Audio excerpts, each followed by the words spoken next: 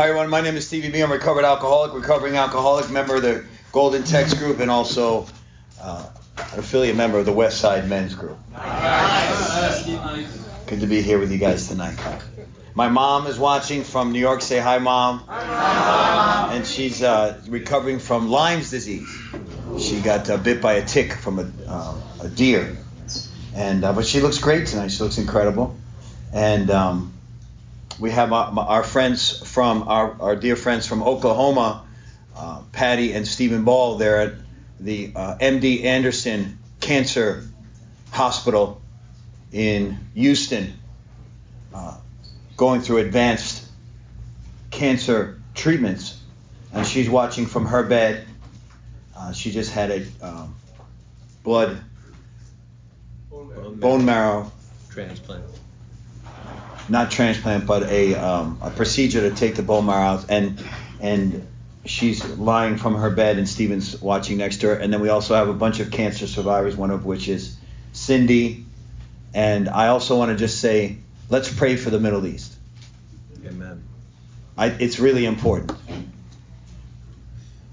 And if you're a God person, we need to pray for peace in the Middle East. It doesn't matter which side you think you're on. Any death is too much. So we need to pray for peace. You know, the big book says the grouch and the brainstorm are not for us, and I don't get into any politics. I'm not going to get into politics here. But I do want to tell you I'm a man of peace. And to see all this war going on, I know that the only one that's enjoying this is the enemy. And so I think if we continue to say to everybody, hey, let's pray for the Middle East. There could be more good people like us winning over the enemy, and hopefully we'll get to witness it, because it's getting bad fast. And I'm not taking any side. I'm taking the side of peace. It's only a 6-week step series, but I'm still grateful that you guys asked me. And the good news is Peter will be here in 2 weeks to clean up my mess. And if you need it quicker than that, Pat's doing the steps Thursday at Alcoholics and God, although they keep postponing him due to hurricanes and different things like that. So hopefully this Thursday he'll start. Yeah. So what is my job tonight? My job is to tell you that there's another way of life. And that through the 12 steps of Alcoholics Anonymous, it will absolutely produce a spiritual awakening. 100% of the time. If you work the steps as it's outlined in the book, which I'll give you like a 50-foot view because it's only 6 weeks and we're going to do the 3 or 4 steps tonight. I want to tell you, every person that I've met, it has produced a spiritual awakening that has worked these steps, and that produces sobriety in itself. But our goal is not sobriety. Our goal is peace of mind, which produces sobriety. Our goal is a relationship with God, which produces a sobriety. Our goal is your heart to become a heart that wants to serve man and wants to do these things. I watched him for 34. I watched him for 33 years. He has 34, but I've watched him for 33 years doing tickets on a Tuesday night. I fell in love with a speaker by the name of Paul Lee that was doing the steps here, and I fell in love with his energy. This program of Alcoholics Anonymous is going to be more than just staying sober. I was in Houston last night, and my buddy and I went to a meeting in Houston, and there's this incredible app. You guys probably know it. It's an app that has a chair on it, and it's called the Meeting app, and it's free, and it's put out by General Service of Alcoholics Anonymous, and its call center is a chair, like the chair of AA. Anybody know about this free app? It's unbelievable. Meeting guide. Why? You knew about it? I didn't know about it. It's incredible. And any city you go to, it has all the meetings. Meeting guide. The meeting guide. Yeah. Who knew? Everybody knew. John Ginter's like, of course, everybody knows. How do you get to meetings? I don't. Sheldon tells me where we're going, and we go. But we were in Houston, and when you're in Alcoholics Anonymous, when you're a member of Alcoholics Anonymous, when you're a member in good standing, what does that mean, a member in good standing? If you're sober at Alcoholics Anonymous, you're a member in good standing. You go to meetings, you're a member in good standing. And we went to a noon meeting, and I'll get to the steps sometime. We went to a noon meeting, awesome. We went to a 9 a.m. meeting. It turns out nobody was there. It was at the Reese Center in Houston, which was like the Salvation Army, and nobody was there. So we just held the meeting, and then some people came in. And then we went to a 3 o'clock meeting. But in the app, it doesn't tell you if the neighborhood is a criminal neighborhood. It doesn't say criminal neighborhood. It doesn't say don't get out of your car, you could be killed. It doesn't say anything like that. So we went there. That one we couldn't get out. We couldn't get out of the car. There was just no way. So we did like a drive-by meeting instead of a drive-by shooting. But at nighttime, we went to this incredible meeting in this church. And when we walked in, it was like we were home. Amen. Like we walked in and we were home. And if you're here tonight, I want you to know you're home. As Paulie would say, may God rest his soul, you're off the hook. You never have to take another drink or drug again, ever, even if you want to. Now, that was the goal when I came in the beginning. Now, it's the fruit that gets produced with a relationship with God. And one of the ways that I continue to keep the relationship with God going is to continue to work these steps. And some of the magic steps that we're going to talk about tonight, the steps that will absolutely keep the furnace, the wood, chop wood, carry water, and keep that furnace going is the 9th and 10th step. Because, I don't know about you, I did a lot of wreckage. Raise your hand if you did some wreckage when you're out there. Okay, now raise your hands. Lower your hands, sorry. And raise your hand if you did a lot of wreckage in here. I did a lot of wreckage in here. Oh, you did too? I did a lot of wreckage in here. I got arrested 4 times in AA. That's horrible. Like I was a sober horse thief, and I was still stealing horses in the rooms. Like if you parked your horse outside, it was gone when you came outside. And so I hadn't changed any of my behavior except the drinking and the drugging, and hanging around with cool people like Spike and Paulie and following them around and Myron, and I thought by their program that I would get better, and it didn't work like that. Because I have alcoholism, not alcoholism, and if I don't treat my alcoholism, I learned this from the speaker on Sunday night, Jared. Great speaker is going on, by the way, right now here. He said his alcoholism is so bad he needs to treat it every day. And that's what I reminded my friend Stephen Ball that's watching. And that's what Cindy reminds us, 41 plus years. She treats her alcoholism every day. Our alcoholism is so bad it needs to be treated every day. If you're not treating your alcoholism every day, you're treating your disease every day. It's one or the other. One of them is getting stronger. And today I choose to treat my program. I choose to treat the good part of me. Because there's a bad part of me that's there, that wants to come out, that wants to get crazy, and wants me not to go to meetings, that wants me not to treat my disease, and tells me that I've recovered. Not recovered from a seemingly hopeless state of mind and body, but like I recovered from you. Like I'm good. Like I got some time under my belt. I'm good. I'm not going to go back to drinking. And the moment I start thinking like that, I go to one of these restaurants and they have fine wine on the wall, and they have these $100 glasses of wine, which is what I always fantasized about. I've always wanted to have a $100 glass of wine. Dale has had those, but I've never had a $100 glass of wine, and that was always my fantasy. Richie never made it either. He waited to the parking lot like me. We never got to the $100 glass of wine. But I was always fantasizing that I could make it as like a high-end alcoholic. Not an alcoholic. That's silly. A high-end drinker. I wanted to be a high-end drinker. I wanted to be a guy that could have a $100 glass of wine.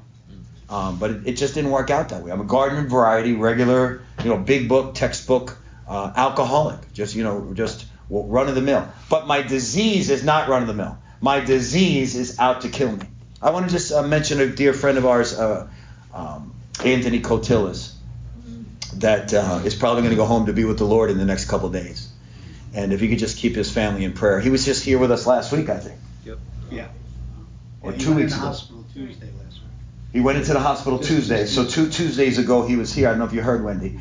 He was just here. I was in a recovery house with him 23 years ago. We were in Liberty House together. Myself and Mason and Anthony and Todd, and we all lived together at Liberty House 23 years ago. And today we went to say goodbye to him, or to just, pray with him. Yeah. Cancer in the liver, this thing we have, life, is a gift. This is not a dress rehearsal. And it's not for us to take life. 2 weeks ago, he was back there helping people get a chair. 2 weeks later, he's waiting to meet the Lord. But he's waiting to meet the Lord sober. I mean, what a great testimony. To leave planet Earth sober. To leave a legacy instead of a mess. To leave a message instead of a mess. To go through the test to get to the other side of testimony. Hey, John. So when we get to step 9, first of all, last week we made a list. You have to be entirely ready to make amends to everybody on the list. And we get that list from the 4th step, the 5th step. That's from the 4th column. What are you wrong? What did you do? You got some names in there. Put it on your 8th step list. You have to be ready to make amends to all. Don't have these lists like there's a list like I'm going to make them. Then there's some I'm not going to make. There's some I'm never going to make. That's not the step. I'm not saying that can't work like that, but there's nowhere in that step. It doesn't say made a list of some of the people we harmed and became willing to make amends to some of them. It has to be all of them. You're either in the program or you're not in the program. You're either working the steps or you're not working. You either want to be free or you want to be half free. That's it. I don't know if Pat teaches that you can have some different lists. My sponsor was like serious business. And he said, listen, you either do it this way or get yourself another sponsor. So I had to put everybody on there. And then he said, and then we'll get to them as long as you're willing to make amends. God is going to make a way for you to make amends to them. And God has made a way over the years for me to make amends to them, except one of the ladies that I would still love to make amends to, and she's made sure that I can't find her. So, or not me. I'm not saying me, but she cannot be found. But I've tried. The step is to become willing to make amends to them all, and I'm willing.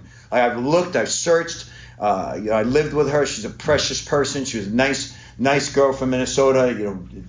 One of those salt of the earth type of Nordic type women, just nice. And she got involved with me. And I was sober 18 months, and then I relapsed, and I smoked our entire apartment up. And she came back, and there was it was ashes.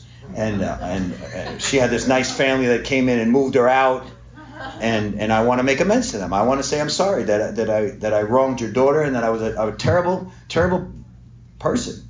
But so I can't do that because I can't find her. But mostly everybody else I've made amends to, except when to do so would injure them or others. So in my 9th step, which is the next step, we're going to move fast tonight. 9th step, make direct amends to such people, except when to do so would injure them or others. My first 9th step was like a dating list. My first 9th step was I had all the girls I ever dated, because I wanted to show up like with a big book in one hand and the 12 and 12, and I wanted them to see what they missed. You know what I mean? Now that I wanted to be like, you could have had this. You know what I mean? You missed out. And my sponsor was like, what is this list? I'm like, this is all the people I've harmed, like 12 girls' names. And I wanted to go each to their houses and make amends. And my sponsor, Jerry's like, you're not going to any of their houses. Matter of fact, your amends to them is never to contact them again. This is your amends. That was shocking to me. I'm like, wait, I'm spiritual now. And he's like, no, you're going to make amends to the women's groups. You're going to be generous. You're going to for the rest of your life, you're never going to put $1 in the basket. You're going to put minimum of 2 to 5, every single meeting, forever.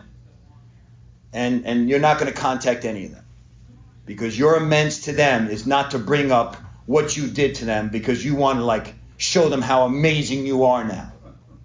That's not going to work in this instance. Now, and then there's other ones that I had to make direct amends to. Definitely go back. I made appointments with people. You make appointments with people.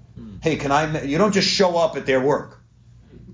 Or you don't just show, hey, I want to just tell you I'm a changed person. No. You make appointments. Can I come and meet with you? What's this in reference to? I would like to make amends for my behavior, but can I do it in person? And sometimes, a lot of times, it's going to be a yes. Sometimes the people are like this is stay away from me, and then you pray for the opportunity in the future. And it most always presents itself to that you'll be able to make amends. And then what does making amends mean? Setting it right. I don't show up at financial amends with I'm sorry. I show up at financial amends with an envelope. Here's the first, I owe you $4,000. Here's the first 100. I'll be coming every single whatever to pay it back. You don't come with an idea. Because nobody wants your idea. You owe money. All right? I stole $4,000 from you. Come with some skin in the game. Right?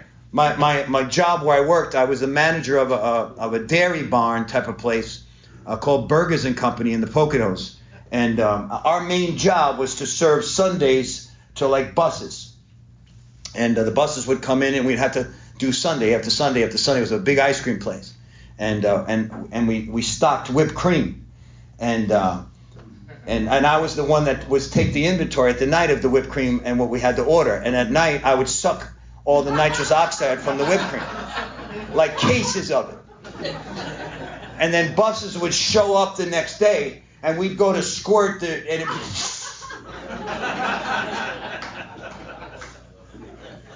and I was in charge of calling the companies up and saying, hey, what kind of crappy whipped cream you sending us?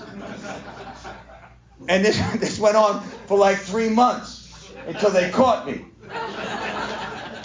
And I had to go back to Burgers and Company to my own fraternity brother and say, listen, I'm the one that sucked out all the whipped cream for months. Not whipped cream, the nitrous oxide for months. And I'm sorry. And how do I set this right? First of all, I need to admit what I did. Next, this is financial. How can I make this right? But then there's places that like I stole from Gimbel's, this big department store in New York, and I did massive stealing, like for one summer, but they went out of business. And so how do I make amends to this company that went out of business? I can't go back and give them the financial amends. So then there's indirect amends, and that has to do with organizations, that has to do with being generous, that has to do with sending money into different places, being generous at the church, the mosque, the temple, wherever you just be generous. Don't worry. People always say, well, I don't know what they're doing with it. Well, we know what you did with it.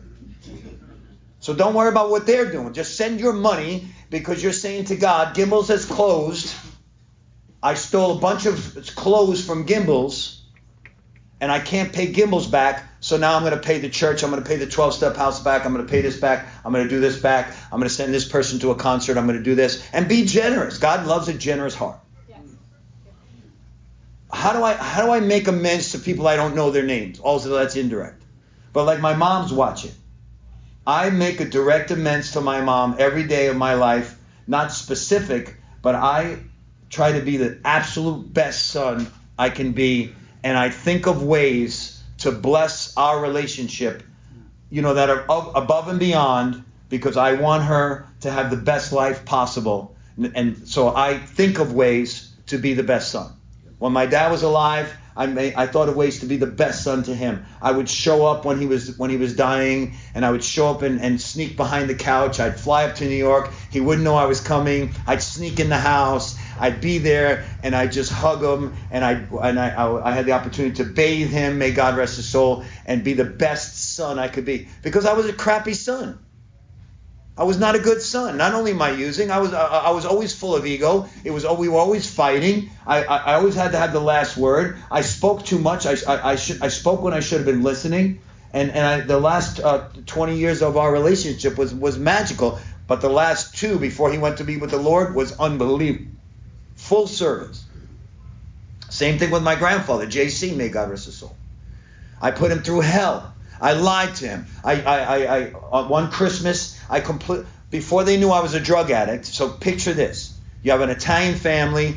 Christmas is huge. The whole family sit around the Christmas tree, and I don't show up. This is not a funny joke. I want to just tell you the magnitude of this. Like we're all come down from our different rooms, and we get into the living room of my mom's house, and everybody's there, and I'm missing. And this is before they knew anything about drug addiction. This is before they knew I was on a run, because I was at college. And I went missing. And my whole family was crying. And my grandmother was crying. And my grandfather was crying. They thought I was dead because they didn't compute. That was the first year. The second year, they're just like, he's on a run. But the first year was a big deal. And I had to go and make amends to my grandfather before he died. So one of the ways I made amends, and those of you that heard my story tons of, is that I would always say yes. My grandfather was like, he's like old school Sicilian. And he would be like, Stevie. He would like call me in the middle of the day, Stevie. And I go, yeah, JC. And he goes, the AOL is not working. The computer's not working. And I know he just has to reboot it. I know you just turn it off. And I'm in Fort Lauderdale at the swap shop. My grandfather lives on the beach. And it's a whole day of work. And I go, Grandpa, you just got to reboot the computer. He goes, I can't. Well, yeah.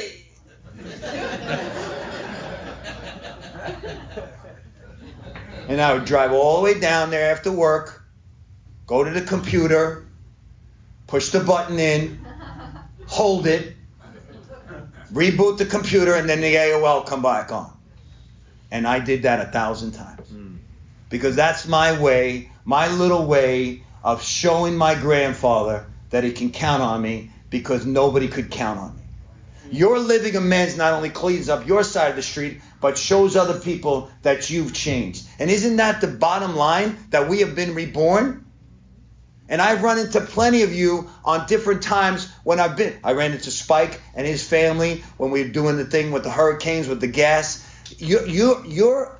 Listen, sometimes you're the only big book anyone sees. And if the only thing you're doing is talking and you're not walking, you're a bad testimony for Alcoholics Anonymous. And you want to be a good testimony for Alcoholics Anonymous, because we've been given a new life. Yeah. And so that's just some of the amends process is going to be extreme. It's going to be great. But then we hear about the promises. The promises will come true when we're halfway through working the 9th step. And that's pretty amazing. And then you know the promises. What page are they on, Pat? 89? 83? And I don't have to do the memorizing. I have the people. And then I don't want you to do a mantra. I want you to listen for the first time. Listen. Don't repeat and mantra this. One of the problems we have in the program is we do a lot of mantras. We do a lot of repeating, and it loses its power. Think about the first time you read this before you heard it said over and over and over again. If you're painstaking, if you take the pain and you do this painstakingly, this phase of the program of development, you will be amazed before you're halfway through this step. We are going to know a new freedom. Imagine the first time you read this before you've heard it 1,000 times. Maybe you're here new tonight and this is the first time you're hearing it. You're going to have a new freedom. Wouldn't you love to have a new freedom? Isn't that worth the price that you're here tonight? Isn't that worth doing the steps? You'll have a new freedom. One of the reasons I use is because I was always anxious, my whole life, anxious. I was on lithium when I was 21 years old. I thought that didn't help my anxiety. That just made me lithiumed. I would still have anxiety. The only thing that ever took away my anxiety is working with others, cleaning house, trusting God, being with you guys, doing service, getting on my knees, which I was on the bed with Steve, and we were in Houston last night on our knees at the foot of his bed, praying for his wife, praying for his sobriety, praying for my sobriety. That's the only thing that ever took away this angst. No amount of drugs no amount of psychological drugs that they gave me, and they gave me everything, ever took away my anxiety. It just made me drugged up. I'm not saying get off your medicine. Don't get off your medicine.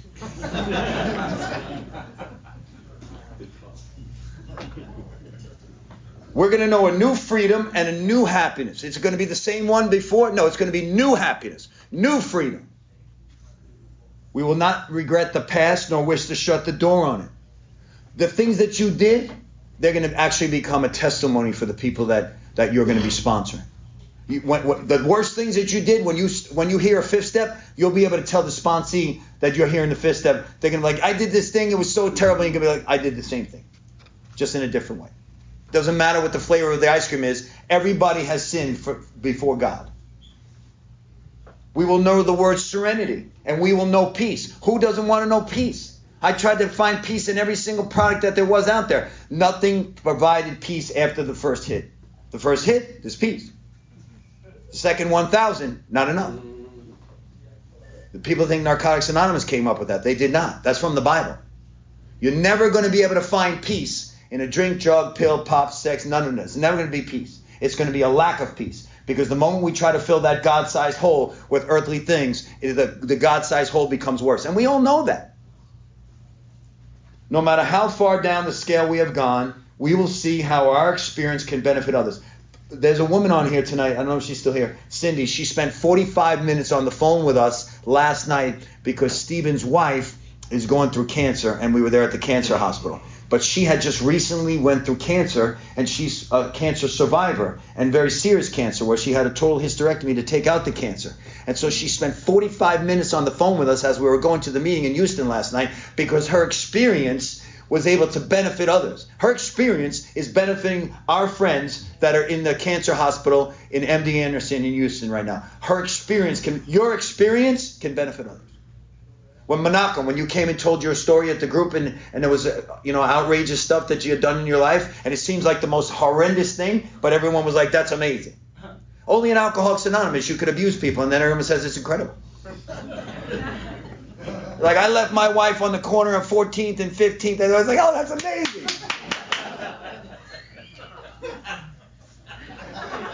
It's only in this program. No other program cheers you for that. We will comprehend the word serenity, and we will know peace. No matter how far down the scale we have gone, we will see how our experience can benefit others. That feeling of uselessness and self-pity will disappear. I felt useless my whole life. I always felt like there was a class that went on before the class I was in, and everybody had the inside scoop, and I was the stupidest one everywhere. And I had to make up lies my entire life just to try to fit in. I always wanted to be a somebody, and I always felt like a nobody, so I figured if I could lie, I could be an almost. And when I had a drink, I was definitely an almost. You don't have to live like, the moment you walk into AA, you're somebody. The moment you have a sobriety date, you're a winner. The moment you have a sobriety date, you're a winner. Mine is January 3rd, 2002. I'm a winner as a result of January 3rd, 2002. My friend that picked up a white chip tonight, what's your sobriety date, my friend? I'm supposed to be 97. But no, but what is it now? It's okay. You're a winner. It's okay. last month. You got to have a date. Last month. You got to get a date, Rico. It's Rico, right? Yes. Got to get a date before I'm going to call on you again. Well, I didn't think it was your God-given name, Rico. What do you want to be called? Rico. I don't mind Willie. Willie. Welcome, Willie. It's wonderful to have you here. I want you to figure out a date if you could, and then claim your date before the end of the meeting. Would you do that, Willie? And you'll be a success. Give Willie a round of applause.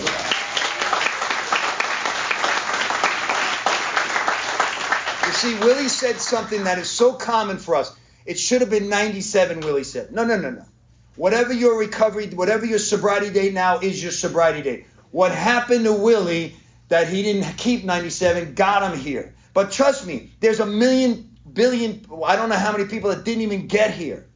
So although you may not have as many years as you want, and you may not have as many Roman numerals as Pat and Wendy and Jimmy, it doesn't matter about the Roman numerals. If you're here today, you're a winner.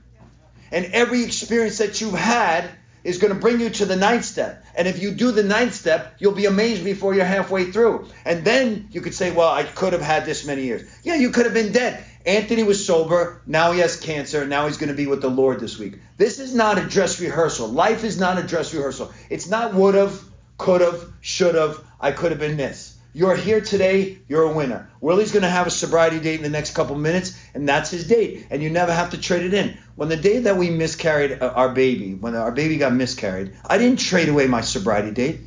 When Spike lost his parents, he didn't trade away his sobriety date. We don't trade away our sobriety. That's the most important day of your life. And if you realize that, then you don't trade it away for things that are going to happen. You're going to go through trials. You're going to have many trials in this life.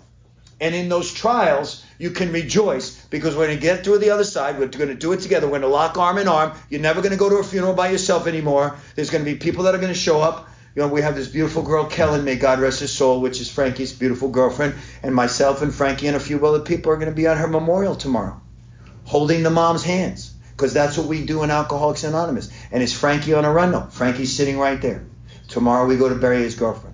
Tomorrow we go to hold the mom's hand that lost her only daughter this week. Because that's what we do in Alcoholics Anonymous. I don't say that to be dramatic. I say that to be a witness that we can go through anything sober. Frankie didn't trade in his 23-year sobriety date, and I'm not going to trade in my 22-year sobriety date, and you're not going to trade in your sobriety date, and Willie's not going to trade in his sobriety date, because that's how we do this. And then one day at a time, you start to develop more time, and then time is great. Trust me, Pat will tell you, time is great.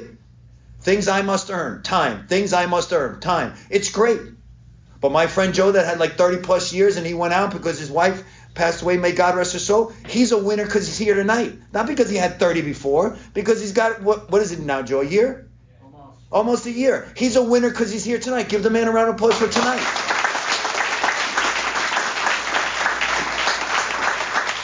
If you're here tonight, you're a winner. You never have to, Paulie said it, you never have to pick up a drink or drug again, even if you want to. But Sam, if you're here tonight, you're a winner. And that's it. If someone's judging you, they don't matter. People that matter don't judge. Don't think I don't fall into judging, because I do. Which will bring me to the 10th step. I mess up all the time. And people like Pat and Peter, they know very little about the 10th step because they don't really have to use it a lot. People like me and Spike, we're like professional 10th steppers. What does that mean, a professional 10th stepper? Someone that's mouth moves faster than their brain. I'm in that category all the time. And Richie, I say stuff super fast, and then my brain says, did you just say that? Did you just say that retarded thing? Did that come out of your mouth?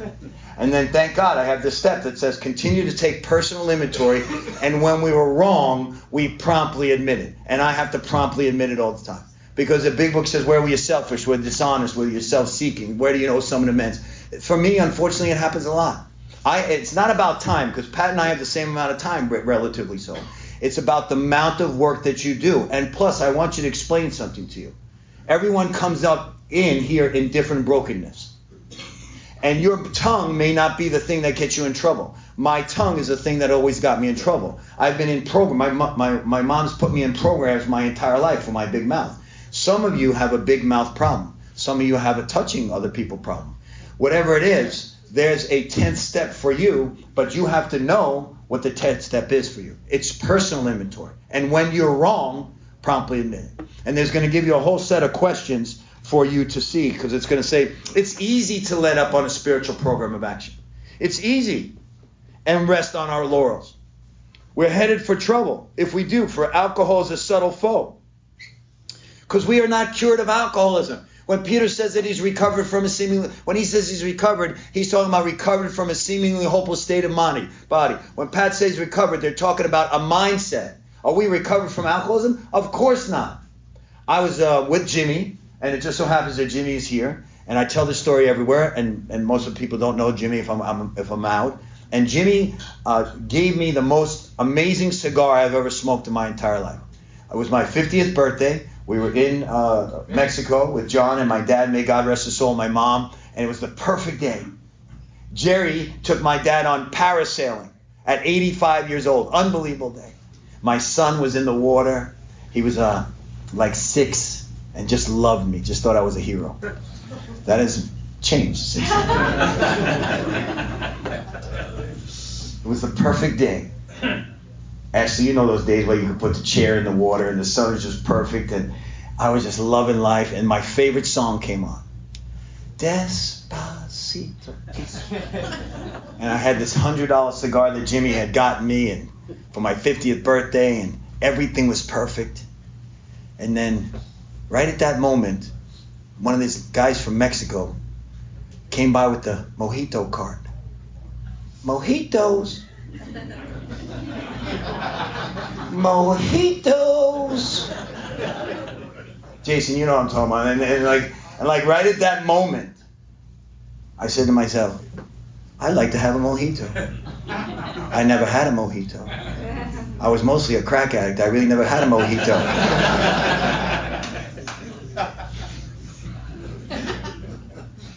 You see, this whole thing, it's easy to let up on your laurels. Right then, nobody knew I was suffering from alcoholism. My mother was looking over at me, and we were drinking non-alcoholic mojitos, and everything was fine. But God knew what was going on, and there was a guy by the name of Scott Fleming from Philadelphia, and he was in the pool, and he said, hey, Stevie, you know the only thing that could ruin today? And I said, what, Scott? He said, alcohol. Perfect day. It was a perfect day. And it could have been a perfect day to throw everything away. You see, sometimes we'll use, by the way, I don't think about using on bad days.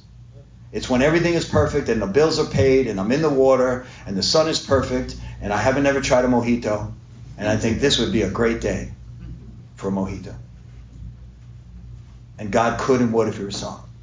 So why we continue to stay up on this, why we don't let up on our laurels, why we have to continue to take personal inventory, because if we don't, the garbage is going to pile up. And then when the garbage is piled up and then I can't look you in the eye, and I can't look you in the face, and I see you at a meeting, or I see you at Lowe's, or I see you at Publix, and I can't look you in the face because I haven't cleaned up my inventory, because I'm doing stuff that's stupid, and I haven't been able to admit it, then what happens is I start putting my head down. And when I start putting my head down and I can't look you in the eye, that means I can't feel the sunlight of the Spirit. And if I can't feel the sunlight of the Spirit, and the window is blocked with the garbage that I've allowed to start to accumulate, and the sunlight is not able to go through that window, and now I'm not feeling the warmth of God's presence, and then you know what? I go to a mojito.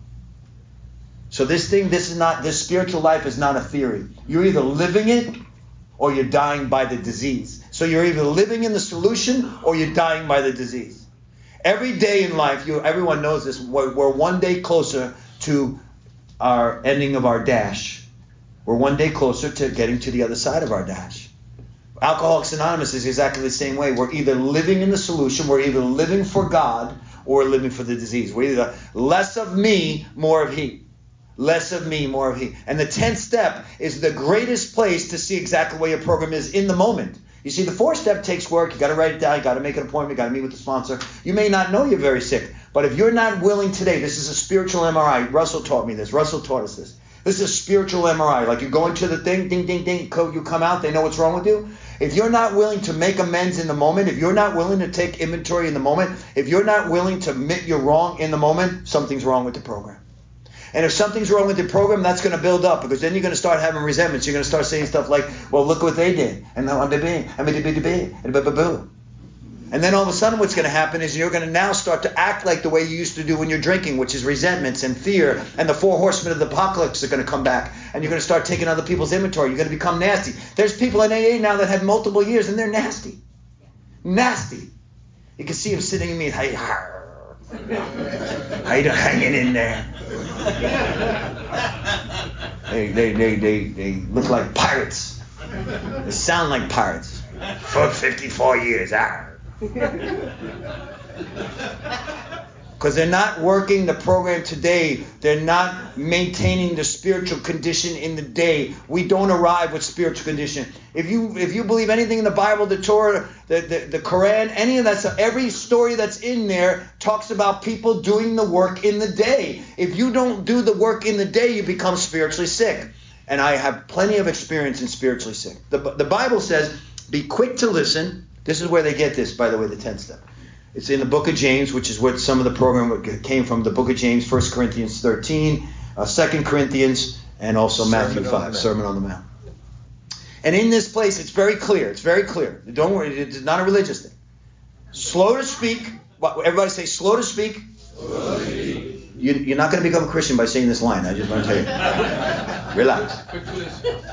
Slow to speak. Slow to speak. Quick to listen. Quick to listen. Slow to anger. Slow to anger. That's from the book of James. The book of James is what they wrote a lot of the program from. Listen, if you have a problem with that and you get it mixed up and you're from New York or where we're from and you're quick to talk, you're going to be doing a lot of 10-step work. I'm pointing at us. It's slow to speak. Quick to listen. Slow to anger. If you could start to live this, all of a sudden things are going to change in your life. And how you know that it's not changing? You're unwilling to take a look at the 10th step at the end of the night, which is on the the spiritual God-given pages of page 85, 86, 87, and 88. You really could be in the book every day in 85, 86, 87, and 88. Am I right, Pat? Every day, 85, 86, 87, and 88. When we retire at night, it's a way of life. That's right, Pat. We constructively review our day. Are you constructively reviewing your day? I mean, are you just so amazing that you don't have to constructively review your day? I'm not. I have to constructively review my day. I get on my knees. I'm like, God, could I have done better? And he reveals a lot of stuff to me. I'm like, did I really say that? It's like, yeah, you really did. And you need to go make it right. I said some stuff to Cheryl today that was completely ridiculous because I hadn't slept. Whatever the reason was, I did it. and I spewed all over her. And then I had to go back and make amends immediately, promptly. Not because I hadn't slept, because I have a quick tongue and a slow brain. And I don't want that stuff to build up. I don't want to have to drink over my lack of being willing to work this program. Do you want to drink because of your lack of willingness? Or worse, do you want to start to stink because of your lack of willingness to work the program? Because it's not always the drink that's going to come, but it always is the stink. And what does that mean, the stink? It means people are going to notice, and you're going to have stinky behavior. People go, oh, that guy doesn't work a program. Or you're going to know that you don't work a program. So, were we resentful, selfish, dishonest? Now, this is going into 11 step 2. I'm not saying, but it's all one deal. Ask yourself these questions. Get the list. PDF it. Get it from YouTube. Not YouTube. Get it from Google. Whatever it is. They even have an app. I found that out too. There's an app where you can answer the app. Like right in the app. Is it in the meetings also? With this app? I'm not sure. No. Were we resentful, selfish, dishonest, or afraid? Do we owe an apology? I was nasty to a person today for no reason. And I made an amends immediately. Does that make it okay that I did it? No. Because what you want to do is get better. Okay, I'm sure I'm probably over. No. Okay, perfect. Were we kind and loving towards all? Ask yourself that question. I want you to ask yourself this question right now. Were you kind and loving towards all? It is one question. All of you in the middle, the whole half measure section. Were you kind? I want you to ask you this question. Where's Bossy? Bossy, were you kind and loving towards all today? Ask yourself that question. If you weren't, how can you go and make that right? How can you go and promptly admit you're wrong? Because I'll tell you something. The Bible says to confess your sins to one another. Every single time you do that, I wasn't kind and loving. You weren't kind and loving? No. Okay, that's an accurate inventory. Page 85, 86, 87, and 88. Get into the book. Listen, this should not be the best kept secret in your life. This should be a manual that you're going to on a daily basis. They have 2 places in there that you definitely should not be missing. On awakening, upon retiring. Those are 2 places that are directly involved in your sleep. You're going to bed and you're waking up in the morning. And in that place, where you're in that place, do I owe someone an amends? Yeah, right away. Let me get to them right away. And Sheldon has seen me at my worst. My worst. He has seen me at my worst. But within the hour, I was making amends. Is that going to help me to get better? I certainly hope so. Am I going to now go back to step 6 since I vomited all over Sheldon and now I know in step 6 that anger is one of my chief defects? Yes, now I know. You can go right back to 6, and have God entirely ready to have removed these defects of character. And sometimes Rachel, when I was vomiting at Sheldon, she said, hey, that's not what a man of God does. Go back to 6, then go to 7 and humbly ask God on your knees to remove it. And then go back to 10, and now you're ready to go to 11. This is how this thing works. And the people that work it, you can tell. Okay? Then that doesn't mean they're not going to vomit on people. Doesn't mean they're not going to have outrage. Doesn't mean they're not going to do stupid things. Doesn't mean they're not going to get in their way. Doesn't mean they're going to miss the order of be quick to anger and be quick to speak. They're going to mess up the order. But guess what's going to happen? After a while, and Sheldon's only seen this now maybe once in the last year, after a while, you're going to get tired of promptly admitting you're wrong. And when you get tired of it, you're going to speak less. And you're going to listen more. And you're going to be quicker to not get angry. And then all of a sudden somebody's going to say, wow, I really expected you to go off on me. And you go, no. And then you realize you've changed. And then when you realize you've changed, you're going to want more. And then what is the want more? We have one more step next week for us together, and that's the 11th and the 12th step. And next week I'm going to give you some ways that I meditate now, and some new things that I learned in the last couple of years. Some things that some of you may consider new agey. Too bad. Okay, I don't know if they're new agey or not, but they help me to get closer to God. They help me to get to a place of breathing. They help me to get to a place of meditation. And I don't know if they're new agey, but they work for me. They help me to find a relationship. My friend Spike has always been non-religious. Now all of a sudden he's rapping fill-in and all this stuff. It's fill-in. And he's all of a sudden now become a religious Jewish person now, which is very, very cool. Because the big book says that we become, well, so many of us go back to the religions of our youth. We see where the religious people are right. And you're getting a lot of blessing from that, right, Spike Adino? And now he's coming across like a shaman. I'm friends with him. I know that it's been an incredible blessing journey for him to get in touch with his Jewish roots, and I think that's incredible. Next week we're going to talk about some of that. Hey, you don't have to be afraid of other people's religions. Everybody has a different way to get to God of your understanding. Alcoholics Anonymous is all inclusive, never exclusive. If it's working for you and you are going to share it with other people, they can take what they want, they can leave the rest behind. You don't have to be afraid of us. We're not afraid of you. We do this together. Everyone should be on their knees in the morning and everyone should be on their knees at the night according to me. I'm not saying according to Alcoholics Anonymous. Praying to a God of your understanding to give you the strength to get through the day. Page 85, 86, 87, and 88. God bless you guys. All right.